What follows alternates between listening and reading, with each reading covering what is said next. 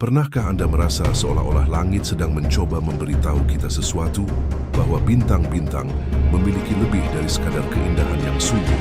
Para astronom di Israel telah mengumumkan kesejajaran langka di langit yang diperkirakan akan segera terjadi. Dan bagi mereka yang akrab dengan kitab suci, peristiwa langit ini bukan sekadar terdengar seperti sains, melainkan seperti gema dari surga, pengulangan nubuat dari Wahyu pasal 12. Apa yang sebenarnya terjadi di atas kepala kita? Apakah langit sedang menceritakan kisah yang hanya sedikit orang mau mendengarnya? Maka tampaklah suatu tanda besar di langit.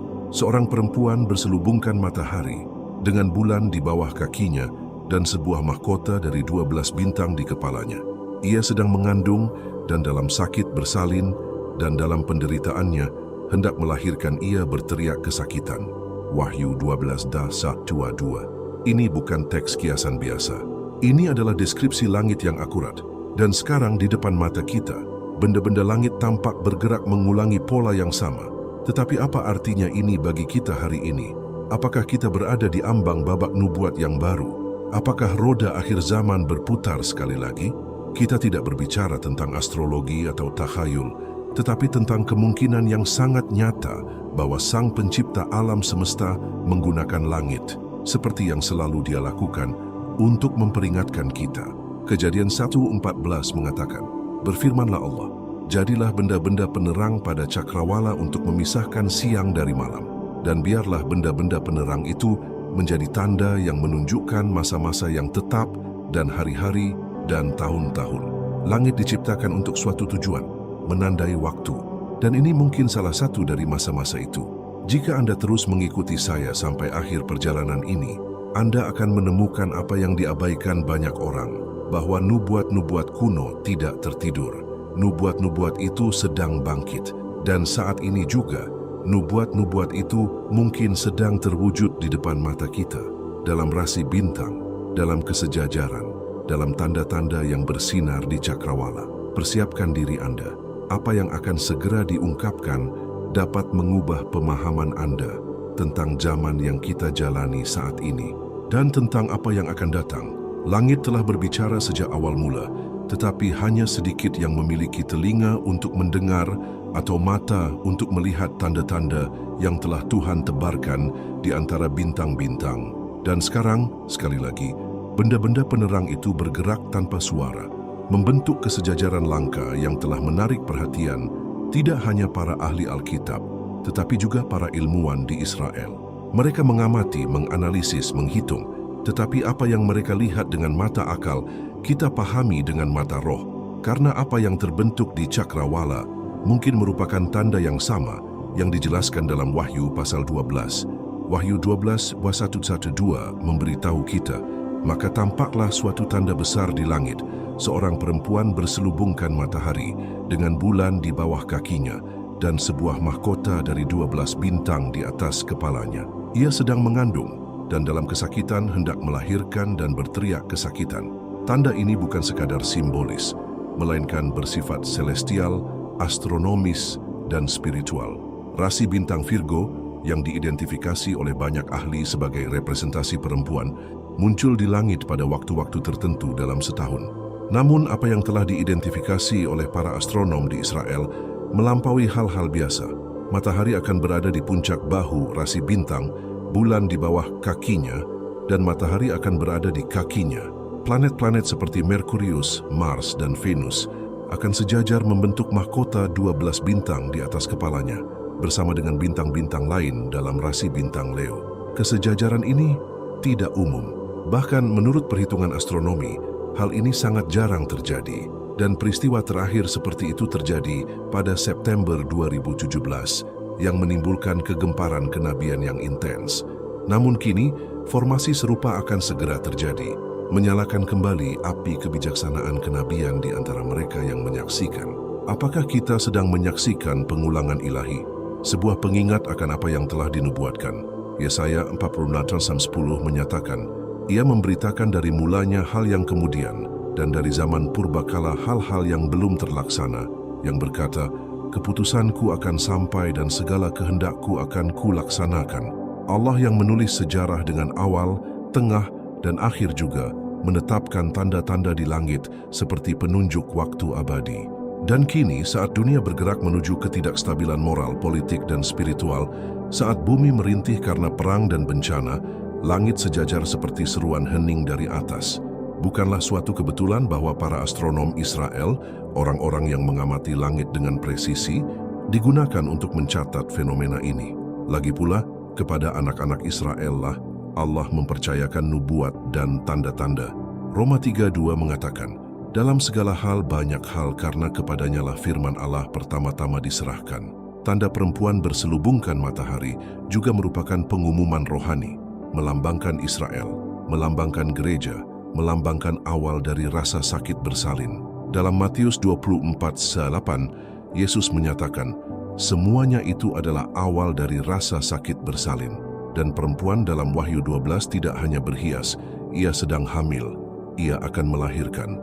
Dan yang ia lahirkan bukan sekadar seorang anak, melainkan sebuah langkah profetik, kelahiran sesuatu yang baru, dari masa yang berbeda, dari generasi yang ditandai.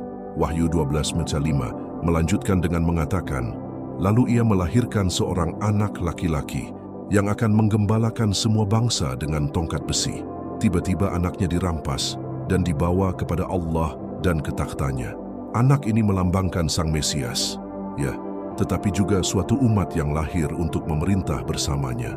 Suatu umat yang dipisahkan, dimurnikan, dan dibangkitkan. Jadi apa yang terjadi di langit bukan sekadar tontonan astronomi. Ini pertanda, ini wahyu. Ini adalah Tuhan yang menunjuk ke atas agar kita di bawah sini dapat melihat ke atas dan terbangun.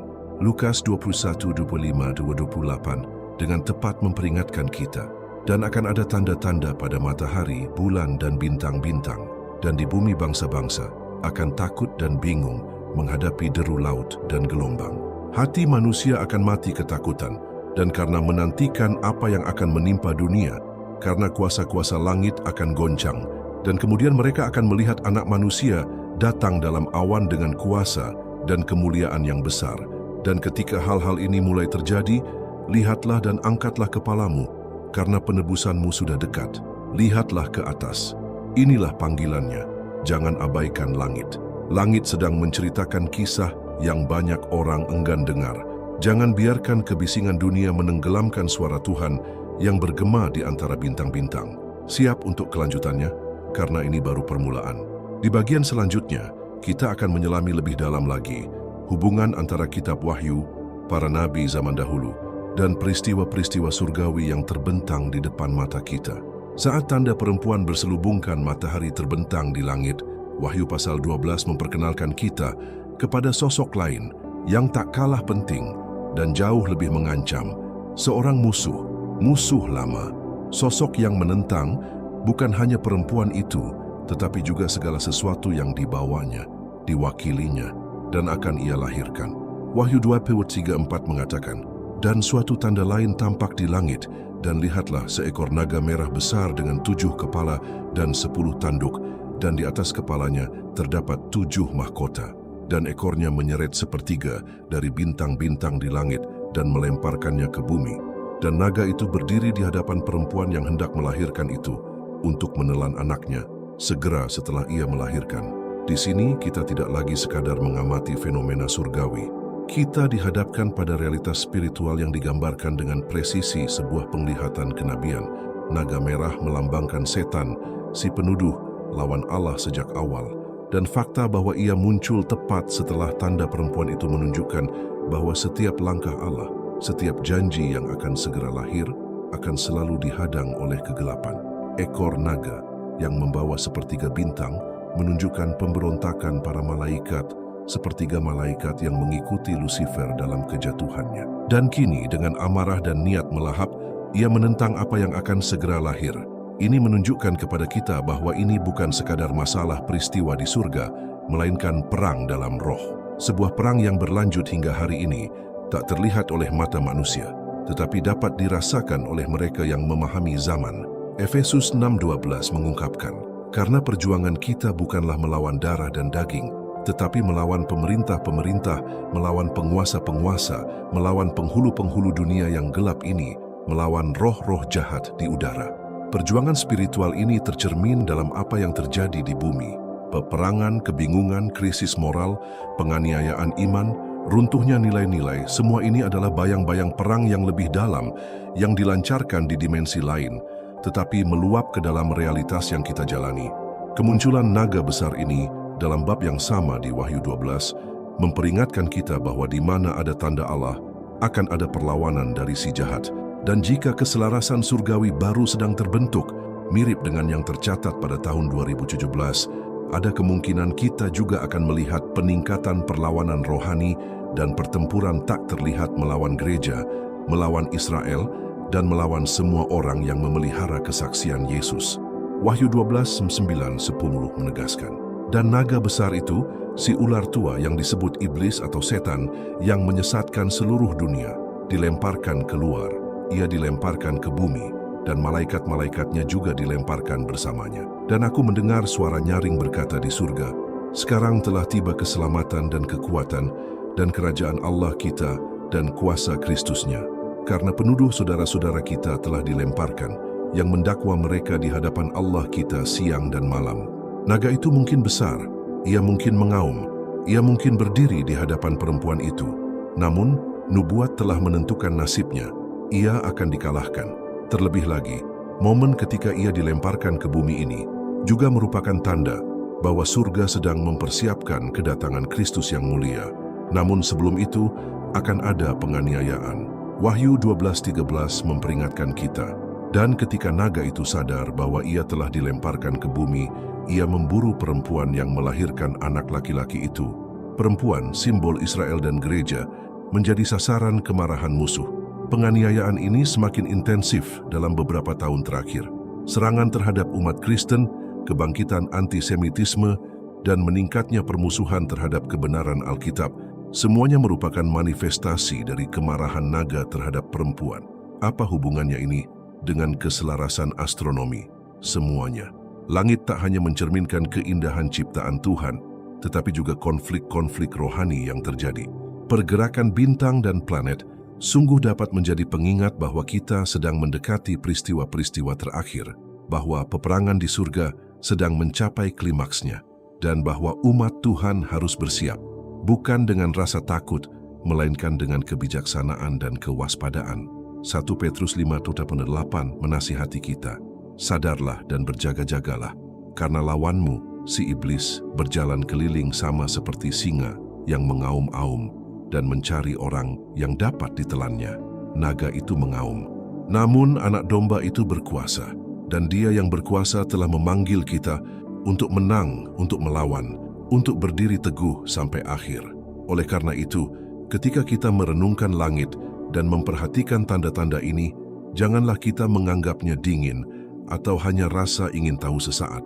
Marilah kita menerimanya dengan rasa takut dan kebijaksanaan. Karena setiap keselarasan bisa lebih dari sekadar sains, ia bisa menjadi panggilan untuk bertahan, untuk beriman, untuk persiapan spiritual. Dan panggilan ini berlanjut. Di bagian selanjutnya kita akan menyingkapkan bagaimana Wahyu 12 yang sama ini menunjuk kepada suatu umat yang akan dilindungi dan disembunyikan oleh Allah di masa-masa sulit, dan apa yang diungkapkannya tentang peran gereja di masa mendatang. Naga yang murka bangkit melawan perempuan itu. Penganiayaan pun terjadi, namun narasi Wahyu pasal 12 tidak berakhir dengan kehancuran. Sebaliknya, teks itu sendiri menyingkapkan suatu campur tangan ilahi yang strategis dan mulia.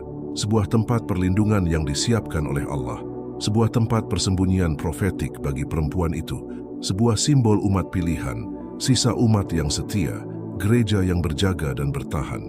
Wahyu 12:6 menyatakan, "Dan perempuan itu melarikan diri ke padang gurun, di mana baginya telah disediakan suatu tempat oleh Allah, supaya ia dipelihara di sana 1260 hari lamanya." 1260 hari, 3,5 tahun, periode yang sama yang digambarkan dalam nubuat-nubuat lain sebagai pertengahan minggu terakhir Daniel, masa kesengsaraan besar. Dan selama periode inilah Allah menuntun perempuan itu ke padang gurun, bukan sebagai hukuman, melainkan untuk pemeliharaan. Gurun ini tidak sepenuhnya harfiah. Ia melambangkan tempat perpisahan, persediaan, dan tempat persembunyian ilahi. Sebagaimana Allah memberi makan Elia di Sungai Kerit, dan memelihara Israel dengan manna di padang gurun selama 40 tahun. Demikian pula, Yang Maha Tinggi berjanji untuk memelihara dan melindungi mereka yang menjadi miliknya, bahkan di saat-saat penuh penderitaan. Mazmur 91:1 memberitahu kita, Dia yang tinggal di tempat rahasia Yang Maha Tinggi akan tinggal di bawah naungan Yang Maha Kuasa. Aku akan berkata tentang Tuhan, Dialah tempat perlindunganku dan kubu pertahananku, Allahku, dan aku akan percaya kepadanya. Dia akan melepaskanmu dari jerat penangkap burung dan dari penyakit sampar yang mematikan. Dia akan menudungimu dengan sayapnya, dan di bawah sayapnya engkau akan percaya. Kebenarannya akan menjadi perisai dan perisaimu. Tempat persembunyian Yang Maha Tinggi bukanlah tempat fisik, melainkan posisi rohani. Itu adalah kondisi mereka yang hidup dalam perjanjian, yang tetap taat, yang waspada dan tidak tertidur secara rohani. Dan konsep perlindungan yang sama ini diwujudkan dalam Wahyu 12:14, di mana kita membaca, dan kepada perempuan itu diberikan kedua sayap burung nasar yang besar, supaya ia dapat terbang ke tempatnya di padang gurun, di mana ia dipelihara jauh dari hadapan ular itu selama 1 masa dan 2 masa dan setengah masa. Sayap elang melambangkan pembebasan supernatural. Allah sendiri akan mengangkut, membimbing dan melindungi umatnya, sebagaimana yang ia lakukan terhadap Israel ketika ia membawa mereka keluar dari Mesir, sebagaimana tercatat dalam Keluaran 19:4. Kamu telah melihat apa yang telah kulakukan kepada orang Mesir dan bagaimana aku telah mendukung kamu di atas sayap Raja Wali dan membawa kamu kepadaku. Pola kenabian itu berulang. Setiap kali penghakiman mendekat, Allah memisahkan sebagian umatnya. Setiap kali kegelapan semakin pekat, Dia memancarkan terang. Setiap kali ada penganiayaan, di situ pula ada perlindungan. Kesejajaran langka yang diprediksi oleh para astronom Israel ini mungkin tidak hanya menandakan terulangnya tanda perempuan itu, tetapi juga menjadi peringatan bagi mereka yang peka. Inilah saatnya untuk berlindung di dalam Tuhan, untuk mencari perlindungan di hadirat-Nya, untuk menyelaraskan diri secara spiritual dengan surga sebelum penghakiman dijatuhkan ke bumi. Yesaya 20:20-21 membawa panggilan yang kuat untuk saat ini. Pergilah bangsaku, masuklah ke dalam kamarmu, dan tutuplah pintu-pintu di belakangmu. Bersembunyilah sejenak sampai murkanya berlalu. Sebab sesungguhnya Tuhan keluar dari tempatnya untuk menghukum penduduk bumi karena kesalahan mereka. Bumi akan menyingkapkan darahnya dan tidak akan lagi menutupi orang-orang yang terbunuh. Allah memanggil umatnya untuk mempersiapkan diri, bukan untuk takut, melainkan untuk mempertimbangkan, bukan untuk melarikan diri, melainkan untuk bersiap. Dia sendiri telah berjanji untuk melindungi mereka yang bertekun. Wahyu 3:10 adalah sebuah janji bagi para pengamat. Karena engkau menuruti firman-Ku untuk tekun menantikan Aku, maka Aku pun akan melindungi engkau dari hari pencobaan yang akan datang atas seluruh dunia untuk mencobai mereka yang diam di bumi. Inilah saatnya untuk mengenali tanda-tandanya, untuk mencari Tuhan selagi Ia dapat ditemukan, untuk menyesuaikan hidup kita dengan terang kekekalan. Karena jika langit berguncang, itu karena sesuatu akan segera lahir. Dan jika naga itu bangkit dengan amarah, itu karena ia tahu waktunya sudah singkat. Namun umat Allah tidak perlu takut. Ada tempat yang telah disiapkan. Ada sayap Raja Wali. Ada roti di padang gurun. Ada perlindungan bagi mereka yang tetap tinggal di batu karang. Amsal 18:10 meyakinkan kita, nama Tuhan adalah menara yang kuat. Orang benar berlari ke sana dan mereka selamat. Oleh karena itu, saat langit sejajar dan tanda-tanda terungkap, hendaknya hati kita juga sejajar dengan takhta Allah. Jangan hanya memandang langit, tetapi juga mendengarkan apa yang Roh Kudus katakan kepada gereja-gereja. Wanita itu dilindungi, anak itu direnggut, dan ular itu tidak dapat berbuat apa-apa melawan rencana abadi Yang Maha Tinggi. Pada bagian-bagian selanjutnya, kita akan mengeksplorasi peran gereja di masa kenabian ini, dan bagaimana nubuat-nubuat Daniel dan Wahyu terjalin dengan peristiwa-peristiwa yang mulai terbentang di hadapan kita, bagaikan halaman yang ditulis ulang oleh surga di hadapan dunia. Saat langit bergerak dan tanda-tanda terbentang di hadapan kita, seorang nabi zaman dahulu berdiri dalam ingatan kenabian, Daniel. Ia yang melihat penglihatan-penglihatan mulia di masa pembuangan, juga melihat akhir zaman, penglihatan yang melampaui kekaisaran Babel, Persia, Yunani dan Romawi, menjangkau hingga masa ketika kerajaan-kerajaan di bumi akan diguncang dan kerajaan yang kekal akan didirikan. Daniel melihat apa yang tidak dipahami banyak orang, dan atas perintah Tuhan, sebagian dari apa yang diterimanya disegel. Namun, menurut kitab suci sendiri, akan ada saatnya misteri-misteri ini akan terungkap. Dan saat itu adalah akhir zaman. Daniel 12:4 memberitahu kita, "Tetapi engkau, Daniel, sembunyikanlah segala firman itu dan meteraikanlah kitab itu sampai pada akhir zaman. Banyak orang akan menyelidikinya dan pengetahuan akan bertambah." Belum pernah sebelumnya dalam sejarah terdapat begitu banyak mobilitas, begitu banyak kemajuan, begitu banyak kecepatan dalam pengetahuan. Dan justru sekarang, seiring bertambahnya pengetahuan, tanda-tanda langit mulai muncul kembali. Kebetulan? Atau konfirmasi bahwa waktu yang tersegel sedang disingkapkan? Bab yang sama dalam Daniel 12:9-10 berlanjut. "Pergilah Daniel, karena firman ini tertutup dan tersegel sampai akhir zaman. Banyak yang akan disucikan, dimurnikan, dan diuji. Tetapi orang fasik akan berbuat fasik. Tak seorang pun dari orang fasik akan mengerti, tetapi orang bijak akan mengerti. Orang fasik akan mencemooh, mereka akan mengabaikan tanda-tanda, mereka akan membenci langit. Tetapi orang bijak, mereka yang memiliki ketajaman rohani akan mengerti. Mereka akan mengerti bahwa langit sedang mengumumkan apa yang dilihat Daniel, bahwa pergerakan bintang-bintang, kesejajaran yang dijelaskan oleh para astronom Israel, adalah refleksi dari roda-roda gigi nubuat yang berputar untuk menggenapi semua yang telah difirmankan." Daniel 7:23-25 memberikan wahyu tentang pemerintahan terakhir. Beginilah firman-Nya, "Binatang yang keempat itu ialah kerajaan yang keempat yang akan ada di bumi, yang akan berbeda dari segala kerajaan yang lain, dan akan melahap seluruh bumi, menginjak-injaknya dan meremukkannya. Dan ke-10 tanduk itu berarti bahwa dari kerajaan ini akan muncul 10 raja, dan sesudah mereka akan muncul seorang raja lain yang akan berbeda dari yang pertama, dan akan menaklukkan 3 raja.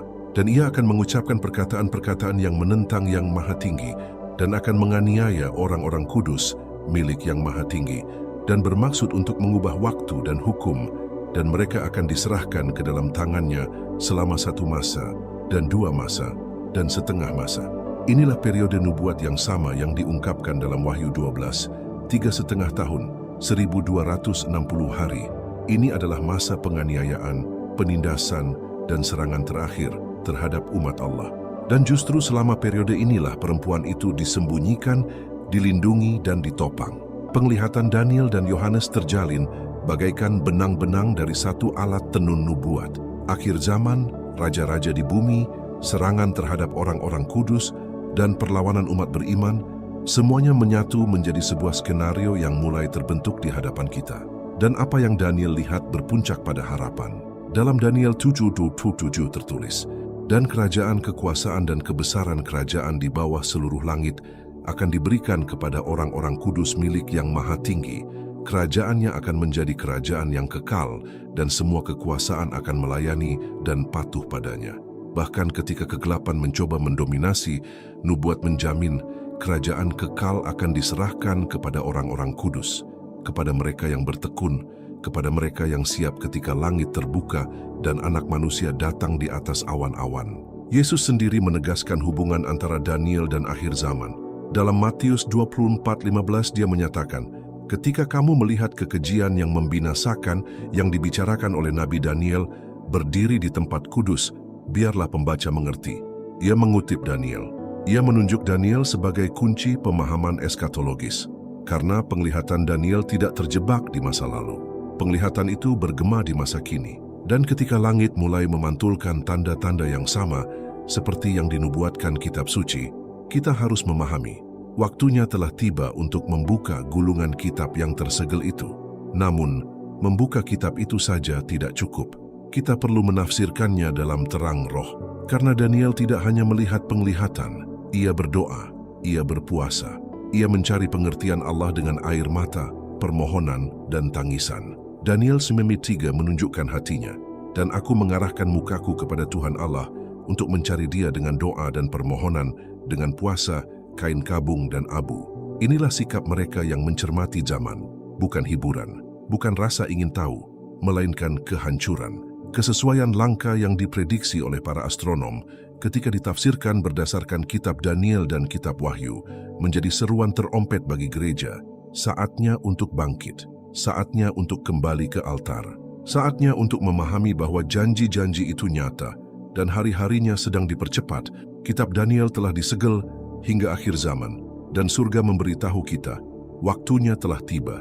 Pada bagian berikutnya, kita akan menyelami hubungan langsung antara kitab Wahyu, kedatangan kembali Sang Mesias, dan kebangkitan rohani Israel, dan bagaimana semua ini menunjuk kepada penggenapan akhir janji-janji Allah.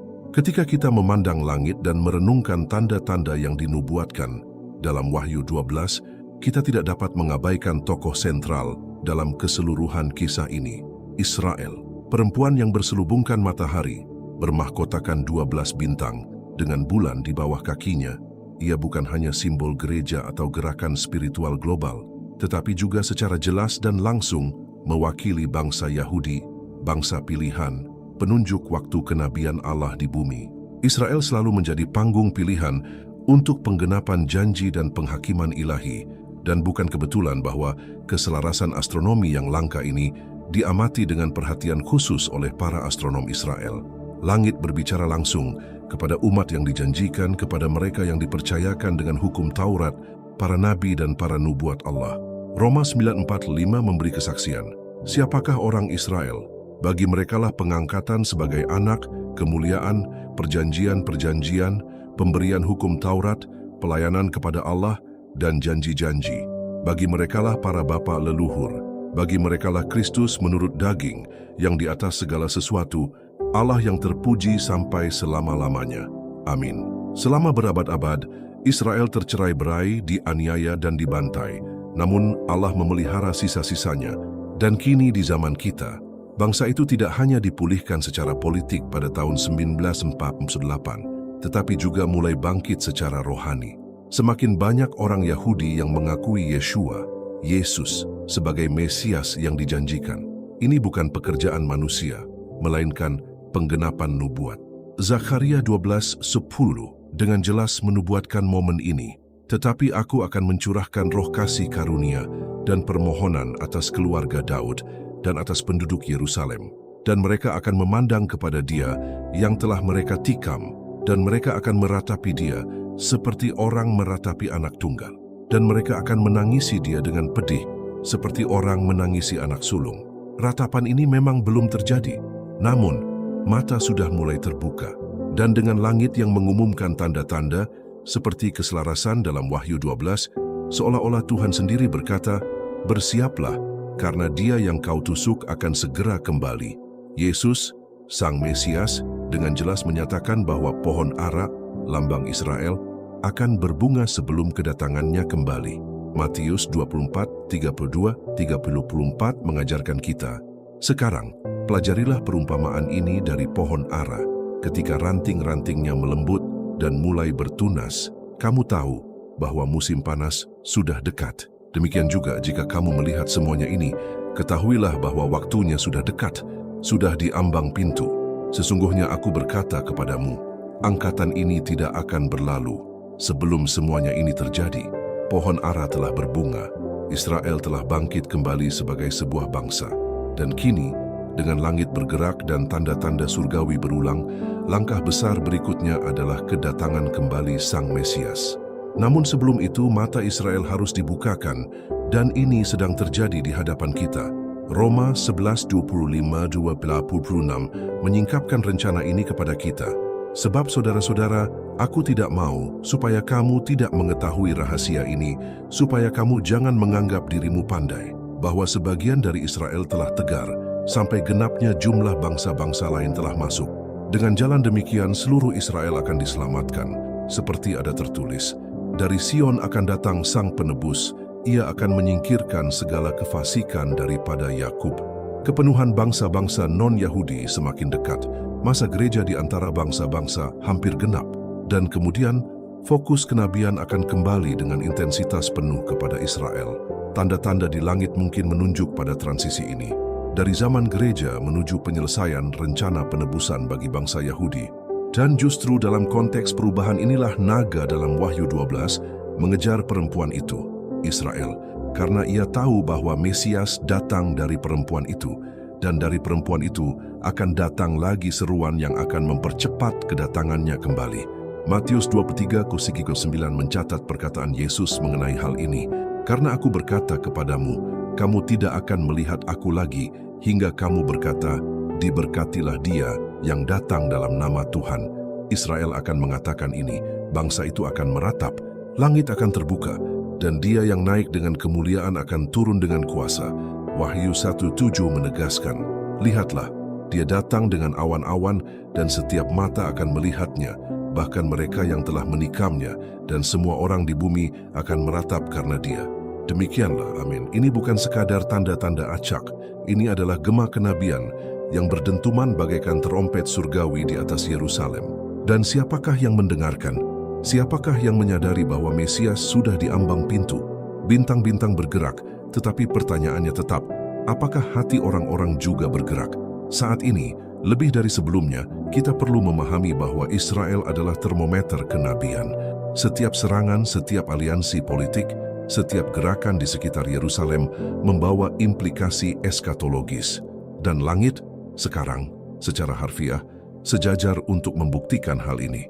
Mazmur 102:16 menyatakan, ketika Tuhan membangun Sion, dia akan muncul dalam kemuliaannya. Sudah tertulis, dan sedang terjadi. Yerusalem sedang dibangun, dan surga sedang bersiap menyambut Sang Raja. Dalam topik berikutnya dan terakhir, kita akan membahas peran gereja di akhir zaman. Sebagai mempelai wanita yang berjaga-jaga, sebagai terang di tengah kegelapan, dan sebagai suara kenabian yang mempersiapkan jalan bagi kedatangan Kristus yang mulia. Mengingat skenario yang sedang berlangsung, kebangkitan Israel, langit kembali sejajar, tanda-tanda Wahyu 12 terulang. Pertanyaan yang tak terelakkan muncul, di manakah gereja? Apa perannya di masa kenabian yang menentukan ini? Gereja yang dipanggil untuk menjadi terang dunia dan garam dunia tidak dapat menyaksikan tanda-tanda ini tanpa bereaksi. Ia tidak ditinggalkan di bumi hanya untuk melawan, melainkan untuk mempersiapkan jalan. Ia adalah suara yang berseru di padang gurun, pewarta kedatangan Raja tubuh Kristus yang harus waspada, kudus, dan menjalankan misi. Wahyu 12:17 mengungkapkan sesuatu yang mengejutkan bagi kita. Dan naga itu murka kepada perempuan itu, lalu pergi memerangi keturunannya yang tersisa, yang menuruti perintah-perintah Allah dan memiliki kesaksian Yesus Kristus. Sisa ini jelas melambangkan gereja yang setia, orang-orang kudus yang tidak mengkompromikan iman mereka. Mereka yang tetap tinggal dengan pelita mereka menyala, dengan minyak dalam buli-buli mereka, menantikan kedatangan sang mempelai pria. Inilah masa jaga terakhir, masa penentuan rohani. Matius 25:7 menggambarkan acara berjaga ini. Tetapi pada tengah malam, terdengarlah suara teriakan, "Lihat mempelai laki-laki datang, keluarlah dan sambutlah dia." Maka bangunlah semua gadis itu, lalu membereskan pelitanya. Kita sedang mengalami seruan ini. Tengah malam yang penuh nubuat semakin dekat, tanda-tanda di langit mengumumkan kedatangan sang mempelai pria. Dan gereja perlu terjaga, dipenuhi roh, dan terpisah dari dunia. Ini bukan saatnya untuk mengalihkan perhatian, melainkan untuk pengudusan. Yesus memperingatkan dalam Lukas 21:34-36, "Dan jagalah dirimu, jangan sampai hatimu dipenuhi dengan kekenyangan, kemabukan, dan kekhawatiran hidup ini, sehingga hari itu tiba-tiba datang kepadamu. Sebab seperti jerat, hari itu akan menimpa semua orang yang tinggal di seluruh muka bumi. Karena itu berjaga-jagalah senantiasa, dan berdoalah, supaya kamu dianggap layak untuk luput dari semua hal yang akan terjadi ini, dan untuk berdiri di hadapan Anak Manusia." Gereja yang akan menyaksikan kedatangan Kristus kembali adalah gereja yang berjaga-jaga. Gereja yang menyadari zaman, yang berseru dengan keluhan, yang tidak tunduk pada sistem dunia. Rasul Paulus menegaskan seruan ini dalam 1 Tesalonika 5:4-6. "Tetapi kamu, saudara-saudara, kamu tidak hidup dalam kegelapan, sehingga hari itu tiba-tiba datang seperti pencuri. Karena kamu semua adalah anak-anak terang dan anak-anak siang. Kita bukanlah anak-anak malam atau kegelapan. Karena itu janganlah kita tidur seperti orang lain, tetapi marilah kita berjaga-jaga dan sadar. Sementara banyak orang tertidur secara rohani, gereja yang setia harus tetap sadar. Karena naga itu tahu waktunya singkat dan amarahnya ditujukan kepada mereka yang bersaksi tentang Kristus. Penganiayaan akan datang, kesengsaraan akan semakin intensif, namun demikian pula pencurahan Roh Kudus yang terbesar atas semua orang yang siap. Yoel 2:28-29 menjanjikan, dan akan terjadi kemudian bahwa aku akan mencurahkan rohku ke atas semua manusia, dan anak-anakmu laki-laki dan perempuan akan bernubuat, orang-orang tuamu akan bermimpi, orang-orang mudamu akan melihat penglihatan. Dan juga ke atas hamba-hamba laki-laki dan perempuan pada hari-hari itu akan kucurahkan rohku. Inilah saatnya api, baptisan api, pemberdayaan supernatural untuk hari-hari terakhir. Gereja tidak akan dikalahkan. Yesus menyatakan dalam Matius 16:18, "Aku akan membangun gerejaku, dan alam maut tidak akan menguasainya." Gereja akan dianiaya, tetapi juga akan dimuliakan. Gereja akan disucikan, tetapi juga akan ditinggikan. Di dalam dialah anak domba membentuk mempelainya, tanpa cacat atau kerut, berhias untuk perjumpaan agung itu. Wahyu 19:7-8 membawa kita ke momen yang mulia ini. Marilah kita bersukacita dan bergembira, dan memuliakan Dia, karena hari perkawinan anak domba telah tiba, dan pengantinnya telah siap sedia. Dan kepadanya dikaruniakan, supaya memakai kain lenan halus yang berkilau-kilauan dan yang putih bersih. Lenan halus itu adalah perbuatan-perbuatan yang benar dari orang-orang kudus. Sang mempelai wanita sedang bersiap, dan setiap tanda di langit, setiap wahyu nubuat, setiap kebangkitan rohani memiliki tujuan ini, untuk mendandani sang mempelai wanita, untuk membangunkan mereka yang tertidur, untuk mengisi pelita dengan minyak. Kita tidak bisa membiarkan masa ini dianggap biasa saja. Surga sedang waspada, langit sedang bergerak, Roh Kudus memanggil, dan gereja harus menanggapi dengan berpuasa, dengan kekudusan, dengan pewartaan Injil. Sekaranglah waktunya untuk menjadi suara, menjadi mercusuar, menjadi jembatan antara surga dan bumi. Ibrani 10:7-38 menjelaskan dengan jelas tentang zaman di mana kita hidup. Karena sedikit waktu lagi, dan Ia yang akan datang sudah akan datang, dan tidak akan terlambat. Tetapi orang benar akan hidup oleh iman, dan jika ia mengundurkan diri, jiwaku tidak akan senang kepadanya. Inilah saatnya orang benar, saatnya iman, saatnya jaga terakhir. Pada bagian selanjutnya dan terakhir, kesimpulannya, sebuah seruan khidmat untuk waspada, berharap dan berserah diri sepenuhnya, karena keselarasan surga mengumumkan, lihatlah, mempelai pria datang. Segala sesuatu sedang berkonvergensi, langit dan bumi, alam dan rohani, yang kasat mata dan yang tak kasat mata. Sebuah keselarasan langka sedang terbentuk di atas kita, tidak hanya antara planet dan bintang, tetapi juga antara nubuat dan peristiwa. Tanda yang digambarkan dalam Wahyu pasal 12 sekali lagi ada di depan mata kita. Perempuan berselubungkan matahari, bulan di bawah kakinya, mahkota 12 bintang, anak laki-laki dan naga. Dan di balik setiap gambar surgawi, ada seruan rohani, bersiaplah, langit tidak diam, mereka berteriak. Tuhan selalu menggunakan bintang-bintang untuk menandai waktu dan musim. Dan hari ini dihadapkan dengan kesejajaran baru yang diprediksi oleh para astronom Israel, Sang Sabda muncul dengan urgensi. Inilah saatnya kewaspadaan, inilah saatnya pemurnian, inilah saatnya untuk menyesuaikan pelita jiwa. Anak manusia akan datang, dan seperti pada zaman Nuh, banyak orang akan teralihkan, tidak menyadari, terlalu sibuk untuk menyadari bahwa surga sedang meniup terompet.